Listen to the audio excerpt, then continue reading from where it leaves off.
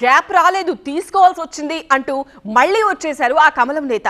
Agenda ఏదైతేనే party వేదికగానే voice వినిపిస్తున్న ఆ leader తగ్గేదేలా అంటున్నారు. ఇప్పుడు ఈ వ్యవహారమే కాషాయ దళంలో చర్చనీయాంశంగా మారింది. ఇంతకీ ఎవరా నాయకుడు, ఏంటా కథ? తగ్గేదేలే అంటోన్న ఏలేటి ఒక్కడిగానే ముందుకు వెళ్తున్నారా? మహేశ్వర్ రెడ్డి మనసులో ఏముంది? సొంత ఎజెండా అమలు చేస్తున్నారా?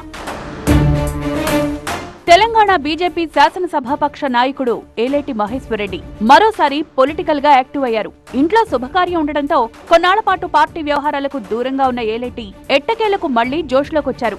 ఈ మధ్య కాలంలో పొలిటికల్ గా చాలా ఇష్యూస్ తెరమీదకొచ్చినా పెద్దగా స్పందించని ఆయన ఇప్పుడు మరోసారి రేవంత్ సర్కార్ పై దూకుడు పెంచారు. సీఎం రేవంత్ రెడ్డి చేసిన కుంభకోణాల్ని 2-3 రోజుల్లో బయట పెడతానంటూ క్యాన్వా అనే ఫ్రీ టూల్ ని యూజ్ చేసుకుని ఎటువంటి డిజైన్ అయినా మనమైతే సింపుల్ గా చేసుకోవచ్చు. అది ఎలాగో నేర్చుకుందాం అనుకుంటున్నారా? అయితే ఫ్రీడమ్ యాప్ ని డౌన్లోడ్ చేసుకోండి. సంచలన వ్యాఖ్యలే చేశారు.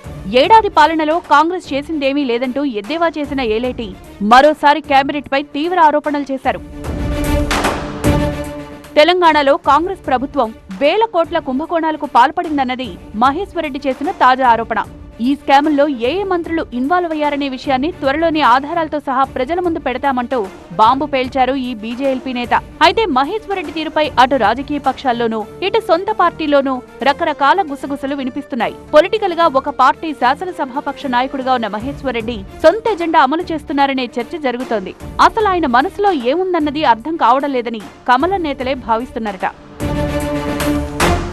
మహేశ్వర ట్రస్ట్ ద్వారా సేవా కార్యక్రమాలు చేస్తూ రాజకీయాల్లోకొచ్చిన మహేశ్వర్ రెడ్డి 2009లో ప్రజారాజ్యం పార్టీ తరపున నిర్మల్ ఎమ్మెల్యేగా విజయం సాధించారు. తర్వాత పార్టీ కాంగ్రెస్ లో విలీనం కావడంతో ఆయన సైతం హస్తం కండువా వేసుకున్నారు. అప్పట్నుంచి కాంగ్రెస్ లోనే కీలక పదవుల్లో పనిచేసిన ఏలేటికి వరుసగా ఓటములే పలకరించాయి. 2023 అసెంబ్లీ ఎన్నికలకు ముందు అనూహ్యంగా బీజేపీలో చేరిన ఆయన నిర్మల్ టికెట్ దక్కించుకుని మరోసారి ఎమ్మెల్యేగా గెలిచారు.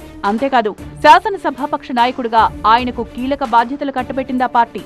అయితే ఆయన మాత్రం ఆ స్థాయిలో పార్టీని ముందుకు తీసుకువెళ్లడం లేదనే ముచ్చట కాషాయ వర్గాల్లో వినిపిస్తోంది. అధికార కాంగ్రెస్ పై మొదటి నుంచి తీవ్రమైన అవినీతి ఆరోపణలు చేస్తోన్న మహేశ్వర్ రెడ్డి ప్రతిసారి ఏదో ఒక కుంభకోణం అంటూ సంచలనాలకి తెరలేపుతున్నారు.